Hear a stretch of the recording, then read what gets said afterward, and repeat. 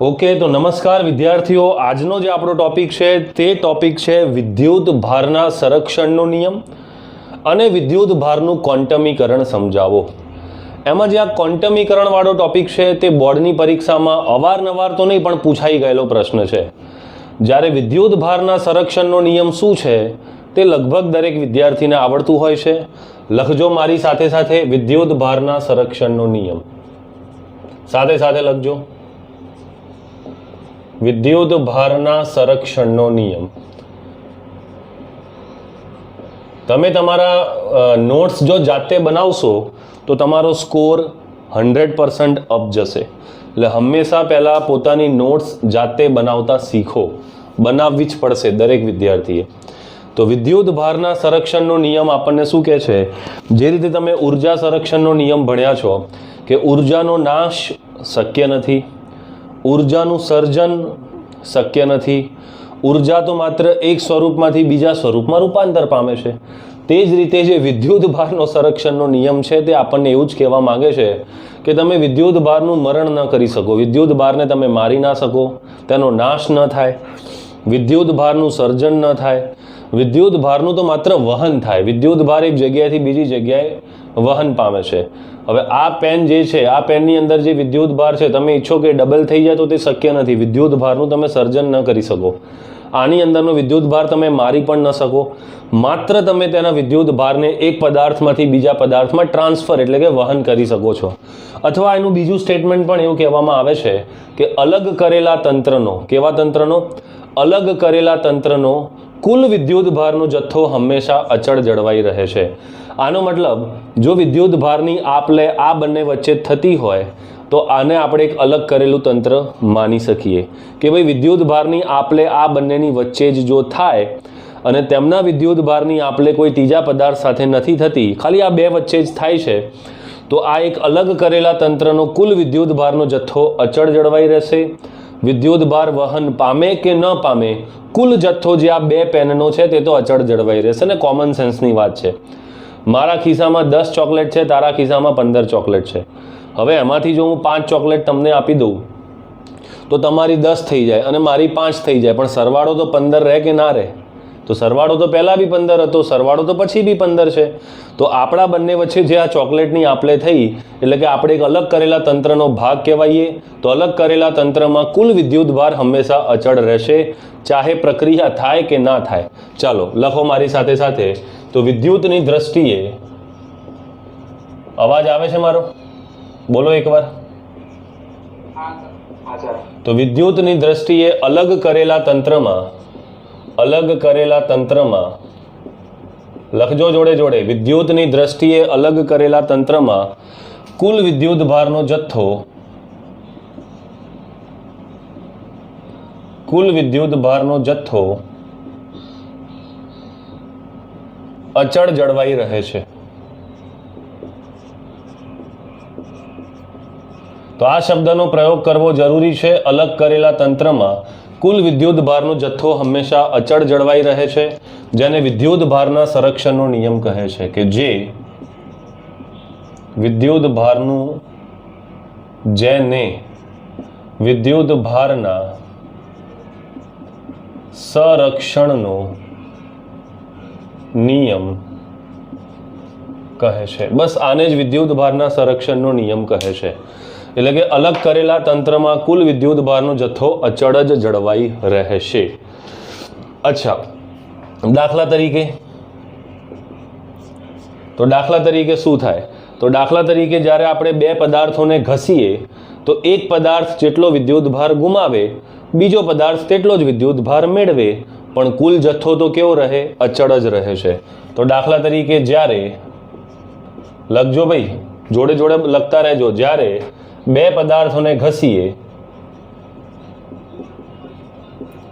જ્યારે બે પદાર્થોને ઘસીએ ત્યારે એક પદાર્થ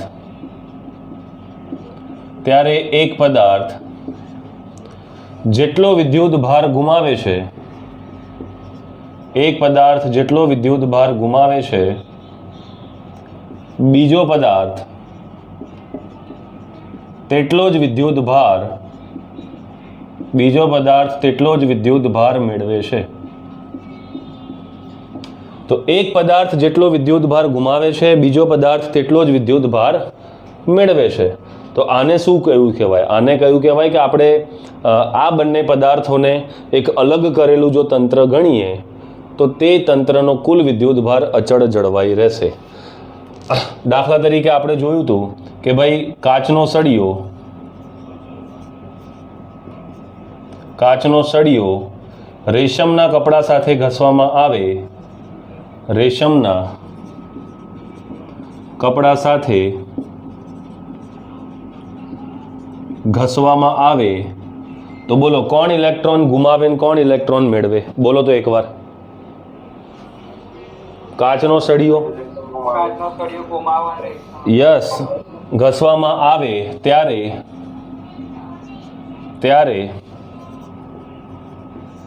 કાચનો સળિયો જેટલા ઇલેક્ટ્રોન ગુમાવે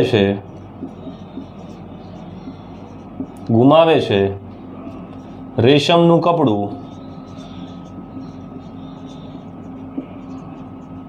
તેટલા જ ઇલેક્ટ્રોન મેળવે છે. એટલે કે કાચ વત્તા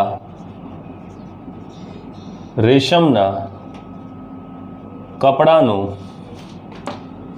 કુલ વિદ્યુત ભાર અચળ જળવાઈ રહે છે.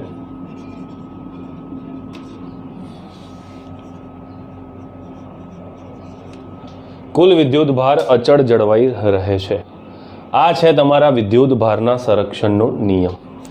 હવે આ સંરક્ષણના નિયમને એક બીજી ભાષા પણ આપણે આપી શકીએ. કઈ છે બીજી ભાષા? એ પણ તમે લોકો જોડે જોડે લખી કાઢજો. તો આ હું કાઢી નાખું છું. આઈ હોપ તમે લોકોએ લખી કાઢ્યું હશે. શીખવાડું તમને, જુઓ.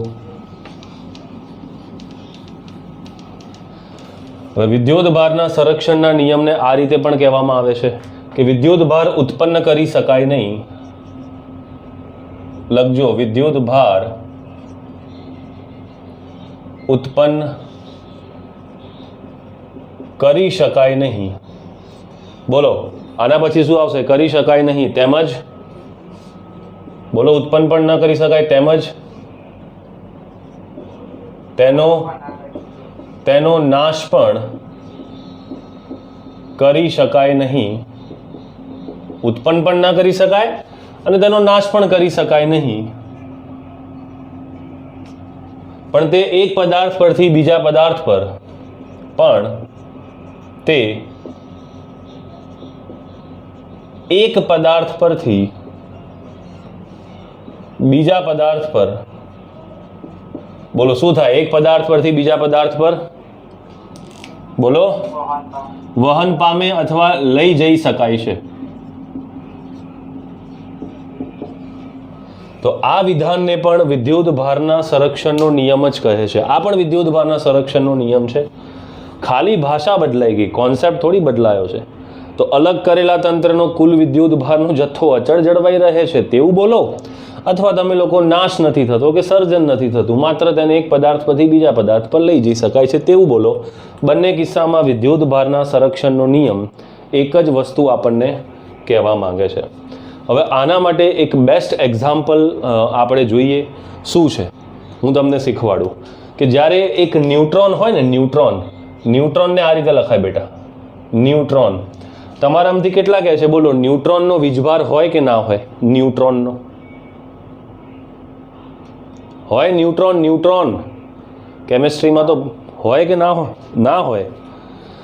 તો જ્યારે ન્યુટ્રોન પ્રોટોનમાં પરિણમે છે, આ પ્રોટોન જોઈ લો, આ ન્યુટ્રોન જ્યારે પ્રોટોનમાં પરિણમે છે તો તે એની સાથે સાથે એક ઇલેક્ટ્રોનનું પણ ઉત્સર્જન કરે છે.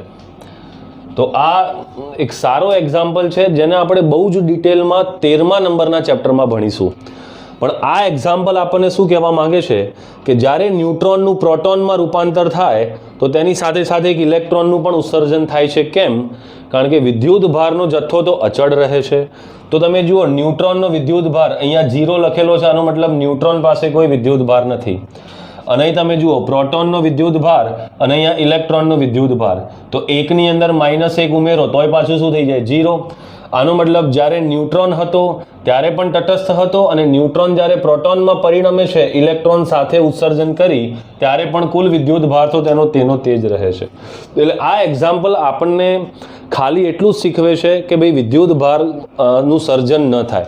તમે જુઓ અહીંયા ઇલેક્ટ્રોન ઉત્સર્જન ન થયું હોત તો ન્યુટ્રોનનો વિદ્યુત ભાર 0 લેતા અને પ્રોટોનનો વિદ્યુત ભાર આવ્યો, આનો મતલબ વિદ્યુત ભાર ઉત્પન્ન થઈ ગયો, તો ત્યાં વિદ્યુત ભારના સંરક્ષણનો નિયમ ખોટો પડતો જણાય છે. એટલે જ્યારે ન્યુટ્રોન પ્રોટોનમાં પરિણમે છે તો તેની સાથે સાથે એક ઇલેક્ટ્રોન ઉત્પન્ન થતો હોય છે. તો તમે જોઈ શકો છો કે આ બાજુ ન્યુટ્રોનનો વિદ્યુત ભાર કેટલો? 0, અને આ બાજુ પ્રોટોનનો 1 અને પેલી બાજુ ઇલેક્ટ્રોનનો -1, તો 0 બરાબર 1 વત્તા -1 થાય કે ન થાય? બિલકુલ લખી શકાય. અથવા તેને તમે આ રીતે પણ લખી શકો કે ભાઈ આ બાજુ આ પ્રોટોન છે તો પ્રોટોનના વીજભારને +E વડે દર્શાવાય, અને અહીંયા ઇલેક્ટ્રોન છે, ઇલેક્ટ્રોનના વીજભારને -E વડે દર્શાવાય.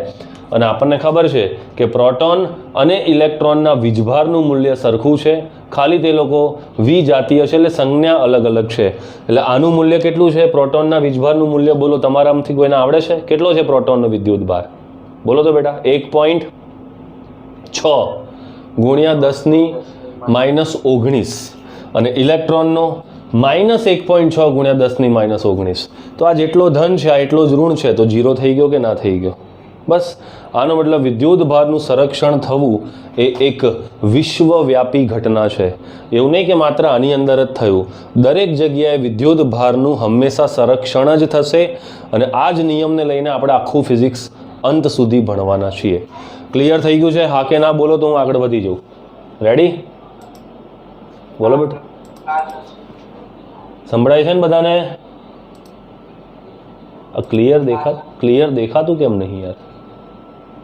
હવે ક્લિયર થયું, જુઓ વધારે, હવે વધારે ક્લિયર થયું હશે થોડુંક. ઓકે, ચલો આના પછી એક બીજો મસ્ત મજાનો પ્રશ્ન શીખવાડું. દરેક વિદ્યાર્થીને એ પ્રશ્ન પણ લખતા પરીક્ષામાં આવડવો જોઈએ, કારણ કે અત્યાર સુધી આપણે જેટલું પણ ફિઝિક્સ ભણ્યા તેમાં હવે જે પ્રશ્ન શીખવાડું છું તેના આવવાના ચાન્સીસ વધારે છે. વિદ્યુત ભારનું ક્વોન્ટમીકરણ એટલે શું? પહેલા પ્રશ્ન લખો મારી સાથે સાથે કે વિદ્યુત ભારનું ક્વોન્ટમીકરણ એટલે શું? વિદ્યુત ભારનું ક્વોન્ટમીકરણ સમજાવો. તો વિદ્યુત ભારનું ક્વોન્ટમીકરણ સમજાવો, આ છે પ્રશ્ન. ક્વોન્ટમીકરણનો મતલબ શું થાય? ક્વોન્ટમીકરણનો મતલબ થાય અમુક ચોક્કસ મૂલ્યોનું જ હોવું.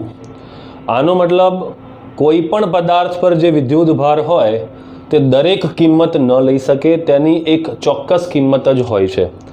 દાખલા તરીકે હું તમને વાત કરું કે આપણે જે ભારતીય ઇન્ડિયન રૂપીઝ જે નોટ આવે છે, નોટ, તો 1 રૂપિયાની નોટ આવે છે, 2 રૂપિયાની નોટ આવે, 5 રૂપિયાની આવે, 10 રૂપિયાની આવે, 20 રૂપિયાની આવે, 50 રૂપિયાની આવે, 100 રૂપિયાની આવે, 500 રૂપિયાની આવે અને 2000 રૂપિયાની આવે. તો શું ઇન્ડિયન રૂપી જે છે, પૈસા જે આપણા જે છે, શું તે દરેક કિંમત ધરાવે છે? તમારે કોઈને 2.5 રૂપિયા આપવા હોય તો શું 2.5 રૂપિયાની નોટ આપણી જોડે છે? નથી. તમારે કોઈની જોડે 25 રૂપિયા લેવા હોય તો શું 25 રૂપિયાની નોટ આપણી પાસે છે? નથી. આનો મતલબ એવું કહેવાય કે આપણે જે ઇન્ડિયન રૂપી છે તે ક્વોન્ટાઇઝ્ડ છે. ક્વોન્ટાઇઝ શબ્દ અત્યારે સ્ટાર્ટ થયો છે, અંત સુધી તમારો પીછો નહીં છોડે, કારણ કે આગળ તમે કોણીય વેગમાનનું પણ ક્વોન્ટમીકરણ ભણવાના જ છો, એ પણ ડિટેલમાં આવશે. પછી ફોટોનની ઉર્જાનું પણ ક્વોન્ટમીકરણ ભણવાના છો, તે પણ આવશે. એટલે આ ક્વોન્ટમીકરણ શબ્દ હવે ચાલુ થઈ ગયો છે, પણ ફિઝિક્સના અંત સુધી તમારો પીછો નહીં છોડે. અને ક્વોન્ટમીકરણનો માત્ર એક જ મતલબ થાય અમુક ચોક્કસ મૂલ્યોનું હોવું, એને કહેવાય ક્વોન્ટમીકરણ. ક્વોન્ટમ એટલે એક નાનકડું પડીકું કહેવાય, અને એ પડીકાની અંદર અમુક ચોક્કસ જ મૂલ્ય હોઈ શકે, દરેક મૂલ્ય શક્ય નથી. તો શું હોય છે વિદ્યુત ભારનું ક્વોન્ટમીકરણ? લખો મારી સાથે સાથે.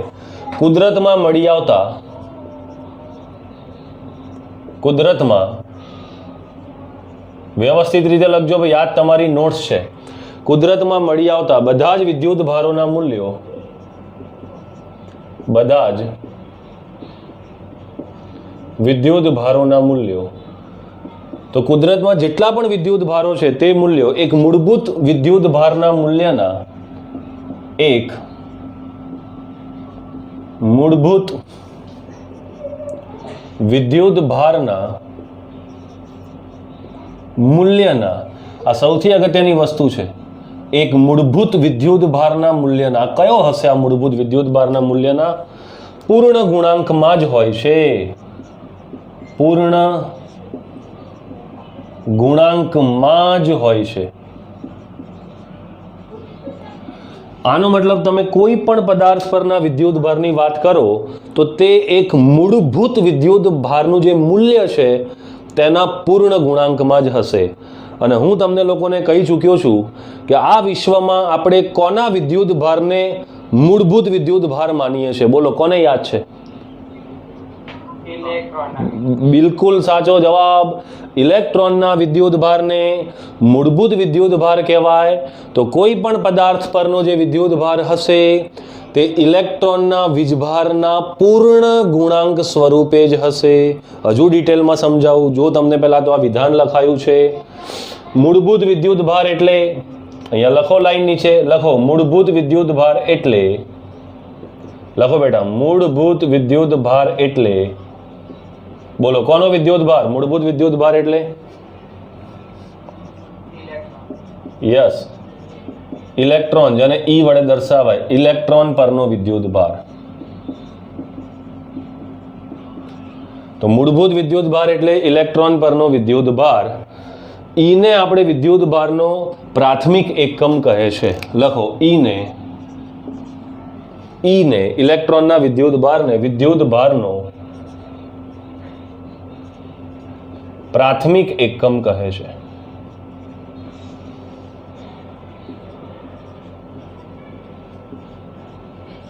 તેને પ્રાથમિક એકમ કહે છે. તો જો કોઈ પણ પદાર્થ પર વિદ્યુત ભાર Q હોય, લખજો ભાઈ, કોઈ પણ પદાર્થ પર વિદ્યુત ભાર Q હોય તો બોલો, તો તમારા મતે જો કોઈ પણ પદાર્થ પર Q વિદ્યુત ભાર હોય તો ઉપરના વાક્યથી આ Q વિદ્યુત ભાર કેટલો હશે? કોણ કહેશે? બોલો. Q બરાબર હોય તો Q બરાબર NE. જ્યાં N શું છે? તો N છે એ દરેક પૂર્ણ ગુણાંક સંખ્યા, દરેક પૂર્ણાંક સંખ્યા. E શું છે? E છે આપણો મૂળભૂત વિદ્યુત ભાર. તો કુદરતમાં મળી આવતા બધા જ વિદ્યુત ભારો એટલે કે Q તે એક મૂળભૂત વિદ્યુત ભાર એટલે કે E ના પૂર્ણ ગુણાંકમાં, પૂર્ણ ગુણાંક એટલે N, એટલે N એ કઈ સંખ્યાઓ લેશે? N એ બધી પૂર્ણાંક સંખ્યાઓ લેશે, ત્યાં અપૂર્ણાંક ન આવી શકે. તો કોઈ પણ પદાર્થ પર કેટલો વિદ્યુત ભાર હોય? ઇલેક્ટ્રોનના વિદ્યુત ભારનો પૂર્ણ ગુણાંક જ હોય છે. હોય શું લખ્યું છે? કોઈ પણ પદાર્થ પર વિદ્યુત ભાર Q હોય તો Q બરાબર NE, જ્યાં N, બોલો કોણ કહેશે? જ્યાં N શું છે? N, જ્યાં Na, બોલો ભાઈ, Na ધન અને ઋણ બંને હોઈ શકે. ધન અને ઋણ પૂર્ણાંક છે. જ્યાં n એ ધન અને ઋણ પૂર્ણાંક છે તો આ n ની કિંમત ભાઈ ધન બી હોય ને ઋણ બી હોય. કેમ? કોઈ પદાર્થ ઇલેક્ટ્રોન ગુમાવે છે. હવે ઇલેક્ટ્રોન ગુમાવે છે તો તે પદાર્થ પરનો વીજભાર તો ધન થાય. કોઈ પદાર્થ ઇલેક્ટ્રોન મેળવે છે તો તેનો વીજભાર તો ઋણ થાય. એટલે આ જે Q જે છે તે ધન અને ઋણ બંને હોઈ શકે.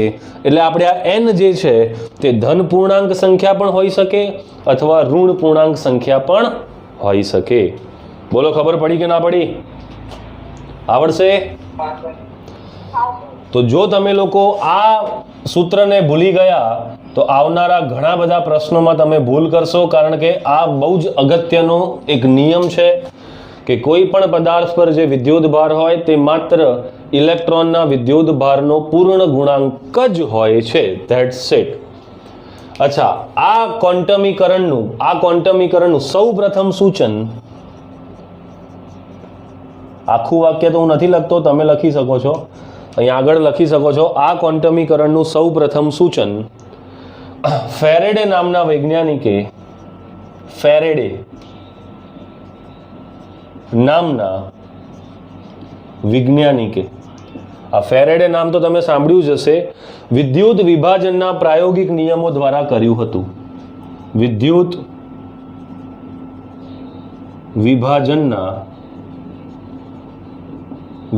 વિભાજનના પ્રાયોગિક નિયમો દ્વારા કર્યું હતું.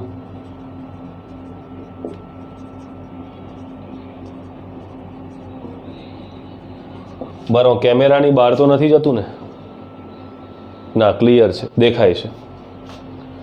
અને 1912માં મિલિકન વૈજ્ઞાનિકનું નામ છે. તો પહેલા સૌપ્રથમ તો ફેરેડે નામના વૈજ્ઞાનિકે આનું સૂચન કર્યું, પણ 1912માં મિલિકને પ્રાયોગિક રીતે તેને દર્શાવ્યું. પ્રાયોગિક રીતે તેને દર્શાવ્યું. તો અહીં સુધી તમારે પરીક્ષાની અંદર પૂછાય તો આટલી વસ્તુ તમારે ક્વોન્ટમીકરણ સમજાવો, આ 2 માર્ક્સની અંદર પૂછાતું હોય છે, 2 માર્ક્સ. તો આટલું તમારે ક્વોન્ટમીકરણની અંદર લખીને આવવાનું છે. આ સૂત્ર તમે મહેરબાની કરીને ભૂલતા નહીં, બહુ જ અગત્યનું સૂત્ર છે. જો એના ઉપર હું તમને એકાદો નાનો સરખો પ્રશ્ન કરાવું. લખ્યું ભાઈ તમે બધાએ? હા કે ના બોલો તો બેટા એકવાર. યસ. જોડે જોડે લખો એટલે તમારે ચોપડી ખોલવાની જરૂર નહીં પડે. બધું તમને બોર્ડ પર મસ્ત રીતે તમારી નોટ્સ જ બની જશે. આનામાંથી જ તમારે વાંચી લેવાનું ને એ જ તમારે પરીક્ષામાં છાપી દેવાનું. હવે હું તમને એક નાનકડો સરખો એક્સ્ટ્રા પ્રશ્ન કરાવું છું. એક્સ્ટ્રા પ્રશ્નમાં એવો છે કે આપણી પાસે કોઈ પદાર્થ છે, આ પદાર્થની અંદર આપણે 10⁻19 ઇલેક્ટ્રોન ઉમેરવામાં આવે છે. તો પહેલા તો મને એક વસ્તુનો જવાબ આપો કે આની અંદર આપણે ઇલેક્ટ્રોન ઉમેરીએ છીએ, તો બેટા ઇલેક્ટ્રોન જો ઉમેરીએ તો તે પદાર્થ ધન વીજભારિત થાય કે ઋણ વીજભારિત થાય? ઋણ વીજભારિત થાય. Very good. આ પદાર્થ ઋણ વીજભારિત થાય. તો ઉમેરવામાં આવે તો આ પદાર્થ પર કેટલો વિદ્યુત ભાર છે તેવો પ્રશ્ન છે. તો તે વિદ્યુત ભાર Q બરાબર શું થઈ જશે? Ne. n કેટલા છે? 10⁻19. અને પહેલા માઇનસ નિશાની આપી જ દઉં છું. કેમ માઇનસ નિશાની આપી દઉં છું? કારણ કે આપણને ખબર છે કે ઇલેક્ટ્રોન ઉમેરીએ છે. બોલો ઇલેક્ટ્રોનનો વીજભાર કેટલો? તો ઇલેક્ટ્રોનનો વીજભાર હોય 1.6 ગુણ્યા 10⁻19. તો -19 + 19 ઉડી જાય તો આ પદાર્થ પર વિદ્યુત ભાર -1.6 કુલંબ હશે. -1.6 કુલંબ એ આ પદાર્થ પરનો વીજભાર હશે. તો આ રીતે તમે જુઓ કે વિદ્યુત ભારના ક્વોન્ટમીકરણની મદદથી આપણે ઇલેક્ટ્રોનની સંખ્યા અને પદાર્થ પરનો વીજભાર આરામથી ગણી શકીએ છીએ. એટલે આ સૂત્રો બિલકુલ ભૂલતા નહીં, બહુ જ અગત્યનું છે. અચ્છા, આની અંદર જ એવું પૂછતા કે આ પદાર્થમાંથી ઇલેક્ટ્રોન કાઢી દેવામાં આવે છે, આમાં બૂમ દઈને કાઢી દેવામાં આવે છે. બોલો ઇલેક્ટ્રોન કાઢીએ તો પદાર્થ ધન વીજભારિત થાય કે ઋણ વીજભારિત થાય? ધન વીજભારિત. તો અહીંયા ખાલી ધન નિશાની આવતી, અહીંયા ધન નિશાની આવતી. 10⁻19 ઇલેક્ટ્રોન કાઢો છો, આ પદ કેન્સલ થઈ જતું, તો અહીંયા +1.6 કુલમ જવાબ આવતો. આનો મતલબ ઇલેક્ટ્રોન ઉમેરો અને ઇલેક્ટ્રોન કાઢો એમાં પદાર્થ પરના વીજભારની સંજ્ઞામાં જ ખાલી ફરક પડે છે, બીજો કોઈ ફરક પડતો નથી. હવે આ જે ઇલેક્ટ્રોન ઉમેરવામાં આવ્યા તે બીજા કોઈ પદાર્થમાંથી જ ઉમેરવામાં આવેલા હશે. તો જે પદાર્થમાંથી ઇલેક્ટ્રોન કાઢેલા હશે તે પદાર્થ પર આટલો જ ધન વીજભાર હશે અને તેના ઇલેક્ટ્રોન આને આપી દીધા તો આના ઉપર આટલો ઋણ વીજભાર થઈ ગયો. પણ જો બંનેને અલગ કરેલું તંત્ર ગણીએ તો જેણે ઇલેક્ટ્રોન ગુમાવ્યા તેના ઉપર +1.6, આણે ઇલેક્ટ્રોન મેળવ્યા તો આની ઉપર -1.6. પણ બંનેને એક તંત્ર ગણીએ તો +1.6 અને -1.6 નો સરવાળો તો 0 જ થાય છે. આનો મતલબ બંને પદાર્થ પહેલાં પણ તટસ્થ હતા અને અત્યારે ઇલેક્ટ્રોનની આપલે કર્યા પછી પણ તટસ્થ રહ્યા. તો બોલો આ કયો નિયમ થઈ ગયો? આ નિયમ થઈ ગયો વિદ્યુત ભારના સંરક્ષણનો નિયમ, કે ભાઈ વિદ્યુત ભારનો જથ્થો અચળ જળવાઈ રહે છે. બોલો બેટા, ક્લિયર થઈ ગયું? આવડી ગયું? યસ. ચાલો હવે આપણે આજે ઇલેક્ટ્રોન જે છે કે જેને આપણે મૂળભૂત વિદ્યુત ભારનું બિરુદ આપેલું છે તેના વિશે થોડી ઘણી માહિતી લઈ લઈએ કે ભાઈ તું કોણ છે. તારા લીધે જ આખું ચેપ્ટર બન્યું છે, કારણ કે એક પદાર્થ પરથી બીજા પદાર્થ પર પ્રોટોન તો વહન ના પામે, માત્ર ઇલેક્ટ્રોન જ વહન પામે. તો ઇલેક્ટ્રોન વિશે બધી જાણકારી લઈ લેવી પડે આપણે. તો ચલો ઇલેક્ટ્રોન વિશેની માહિતી લઈએ. ઇલેક્ટ્રોનની માહિતી, આ ઇલેક્ટ્રોનની માહિતી ખાસ સમજવા જેવી છે. તો ઇલેક્ટ્રોનના વીજભારને આપણે પ્રાથમિક એટલે કે મૂળભૂત વિદ્યુત ભાર માનવામાં આવે છે. તો ઇલેક્ટ્રોનનો વિદ્યુત ભાર એ મૂળભૂત વિદ્યુત ભાર મનાય છે. આ દુનિયામાં કોઈ પણ પદાર્થ પરનો નાનામાં નાના વિદ્યુત ભાર એટલે કે ઇલેક્ટ્રોનનો વિદ્યુત ભાર એટલે તેને મૂળભૂત વિદ્યુત ભાર મનાય છે. તેની સંજ્ઞા E વડે દર્શાવવામાં આવે છે. E. અને આ જે વિદ્યુત ભાર હોય છે તે ઋણ હોય છે. અચ્છા, બોલો એનો SI એકમ શું થશે? SI એકમ આ તો આવડવો જ જોઈએ ભાઈ. SI એકમ શું હોય વિદ્યુત ભારનું? કુલંબ છે. તો આ તમને નાની નાની માહિતી આપું છું ઇલેક્ટ્રોન વિશે.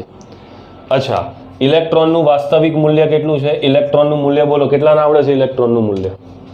1. વાસ્તવિકતામાં તો આવું ગંદુ મૂલ્ય છે એનું, જોઈ લો. 1.602192 ગુણ્યા 10⁻⁹ પણ આપણે સરળતા ખાતર એને 1.6 ગુણ્યા 10⁻⁹ કુલંબ વડે એટલે મૂલ્ય બોલ્યો ને, ખાલી મૂલ્ય. ઇલેક્ટ્રોનનું ખાલી મૂલ્ય કીધું. મૂલ્ય તમે માઇનસ રહીને ખુશ લો ને યાર, આ માઇનસ લગાડી દીધું. લો, આ ઇલેક્ટ્રોનનું માઇનસ હોય અને જે પ્રોટોન હોય તેનું એટલું ને એટલું પ્લસ હોય. તો પ્રોટોનનું આ આટલું જ હોય પણ પ્લસ થઈ જાય ખાલી, બીજો કોઈ ફરક પડતો નથી. અચ્છા, હવે તમને કોઈ કહે કે 1 કુલમ વીજભારમાં કેટલા ઇલેક્ટ્રોન હોય, તો બોલો કઈ રીતે શોધવાના? 1 કુલમ વીજભારમાં ઇલેક્ટ્રોનની સંખ્યા કઈ રીતે શોધાય? તો ડરવાની ક્યાં જરૂર છે, આપણી પાસે સૂત્ર છે ભાઈ. તો Q બરાબર શું સૂત્ર છે આપણી જોડે? Ne. હવે Q કેટલો? તો Q છે 1 કુલમ. તો આ 1 બરાબર શું થઈ જાય? N. અને E નું મૂલ્ય કેટલું હોય? તો 1.6 ગુણ્યા 10⁻⁹. તો આનાથી N બરાબર 1/1.6 ગુણ્યા 10⁻⁹ થાય. કેલ્ક્યુલેટરથી ઉકેલો તો કેટલો આવે છે? તો 6.25ની આજુબાજુ કંઈક આવશે. 6.25 ગુણ્યા 10⁸ ઇલેક્ટ્રોન. તો તમે લોકો એક વસ્તુ જુઓ ભાઈ, જો તમે લોકો ખાલી થોડુંક પણ ફિઝિક્સ સમજ્યા હો તો એક વસ્તુ જુઓ કે 1 કુલમ વિદ્યુત ભારમાં આટલા બધા ઇલેક્ટ્રોન હોય.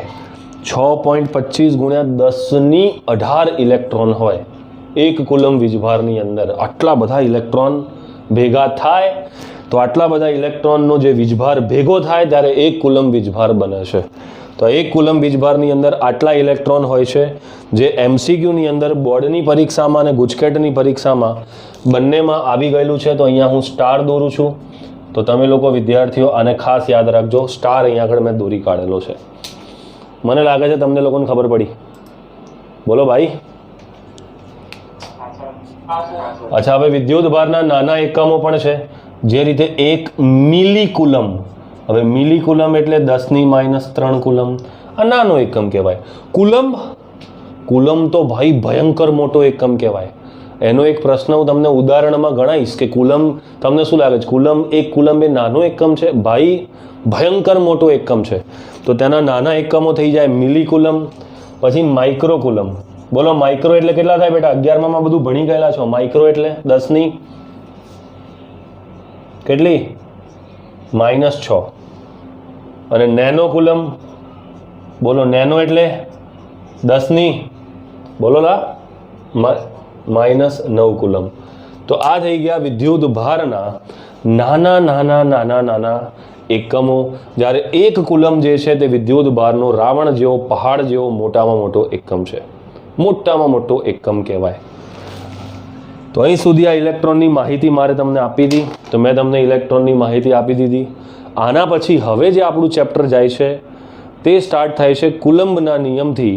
અને ખરેખર ચેપ્ટરમાં એન્ટ્રી તો હવે જ થઈ, પણ એન્ટ્રી લેવા માટે આપણે ક્વોન્ટમીકરણ શીખી ગયા, સંરક્ષણ શીખી ગયા, પ્રેરણની રીત શીખી ગયા, ઘર્ષણની રીત શીખી ગયા, સંપર્કની રીત શીખી ગયા, ઇલેક્ટ્રોન નામની બીમારી વિશે બધું શીખી ગયા, કશું બાકી રાખ્યું નથી. એટલે હવે તમે જે નવી દુનિયામાં દાખલ થાઓ છો તેના બધા જ રૂલ આપણે જાણી ચૂકેલા છીએ. એટલે હવે એક્સિડન્ટ થવાનો ભય બિલકુલ નહીં રહે. હવેથી આપણે અંત સુધીમાં કોઈ બેઝિક જ્ઞાન નથી મેળવવાનું, ભયંકર સારા લેવલનું જ્ઞાન મેળવવાનું છે. તો નેક્સ્ટ ક્લાસની અંદર હવે આપણે કુલમના નિયમથી સ્ટાર્ટ કરીશું. ત્યાં લગીને આ બધું જ વાંચતા રહેજો, જોડે જોડે જ્યાં જ્યાં MCQ કહું છું ત્યાં અંડરલાઇન કરતા રહેજો. Thank you so much.